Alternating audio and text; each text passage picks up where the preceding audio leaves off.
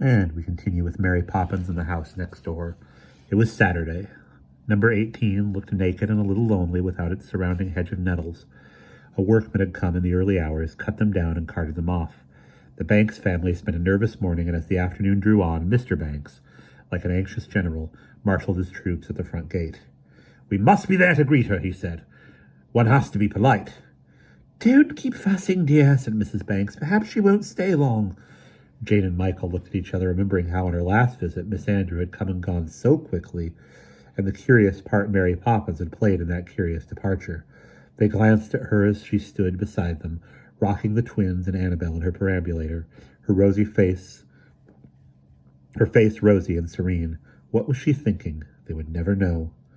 "There she is!" cried Mr. Banks, as a handsome cab hung about with Gladstone bags turned from the main road into the lane.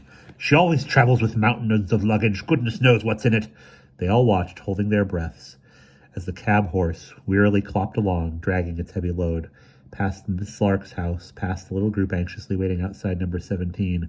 "Whoa there!" said the cabman, tugging at the reins, and the curious conveyance came to a stop at the gate of the empty house. He clambered down from his high seat, and removed several Gladstone bags that hung from the roof of the cab. Then he opened the door and hauled out a large black leather trunk. "Carefully, please, there are breakables in it," cried a haughty, familiar voice from within. A black-booted foot appeared on the step, and then slowly the rest of Miss Andrew.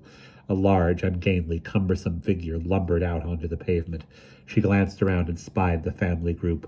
"Well, George, I am glad you have not forgotten your manners. I expected you to meet me." "Welcome, Miss Andrew," said Mr. and Mrs. Banks were rigidly polite. "And the children seem clean and tidy enough. I hope their behavior matches their appearance." Miss Andrew craned her head at the sight of the neat blue-coated figure standing in the background. She shrank back nervously.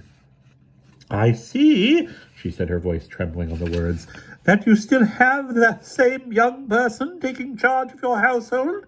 Well, all I can say is I hope she gives satisfaction." "She does indeed," said Mr. Banks with a bow toward the blue coat. "Welcome, Miss Andrew," said Mary Poppins in a voice Jane and Michael had never heard, sweet, shy, and unassuming. Miss Andrew turned her head away, and her glance swept over the garden. "Really, George, you live in a wilderness. Everything needs pruning. And what is that heap of garments doing in the middle of the lawn?" "That," said Mr. Banks, "is Robertson A. He is taking a little rest." "In the afternoon? Ridiculous. I hope you will take very good care that he never rests in my garden. Here," she turned, fumbling for her bag, to the heavily breathing cabman. "Take the key and carry my luggage into the house." "Well, I've just got to lever this here trunk," the man edged a chest through the door of the cab, "and then we can let out the little feller." Jane and Michael looked at each other. Little feller? Did he mean a monkey or a kangaroo? The chest fell with a thump to the pavement. It was followed by neither kangaroo nor monkey, but a small, strangely dressed boy, a little taller perhaps than Jane, with a large black bag in his hand. As he bent under the weight of it, they could see a round honey-colored face with black hair falling loosely about it, above a stiff white collar. "Good heavens," said Mr. Banks in a whisper. "He's wearing my old clothes.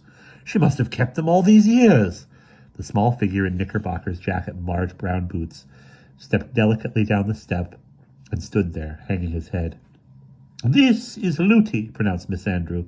"His name means son of the sun. He has come with me from the South Sea Islands to get a good solid education and also to take care of me. Put down the medicine bag, Looty, and greet our next-door neighbors." The bag was put down. The bent head lifted, and as he beheld the group at the gate, a smile lit up the sunburnt face as the boy took a step toward it. "Peace and blessings," he said shyly, spreading out his arms. "That will do," said Miss Andrew sharply. "We don't use the island language here. Good afternoon is enough." "And peace and blessings to you, Looty," Mr. Banks cried heartily. We are very glad to welcome you. There's a hole in the fence just there," he pointed. "You can come through at any time. My children will be delighted to see you, won't you, Jane and Michael?" "Oh, yes," said Jane and Michael raptly. This was better than a kangaroo or monkey. It was a new friend to play with. "George!" Miss Andrews' voice was like the snap of a whip. "Pray do not meddle in my affairs. Looty is here to work, not play. He will be busy with his lessons and making the porridge. We shall live on porridge. It is very nourishing, and getting my medicines ready. I intend him to be a credit to me, so that when he eventually returns to the island, he will go as something useful, a doctor, perhaps, or perhaps a teacher. In the meantime, we will continue our studies, and for relaxation once a month, he and I, together, George, will pay you a little visit. So go and waken your man, please, and tell him to repair that hole in the fence. We will have no toings and froings between us. Is all the luggage safely in?" She turned to the breathless cabman and gave him a coin as he nodded. "Then pick up the medicine bag, Looty. We will go and inspect our new home." She strode toward number 18 and Looty, after a glance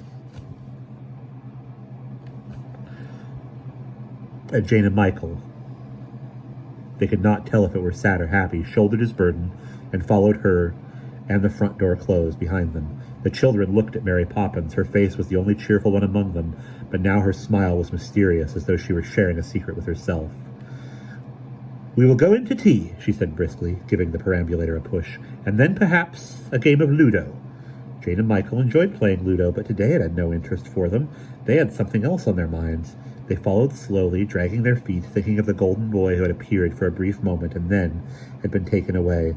"That poor child," murmured Mrs. Banks, looking tearfully at her husband.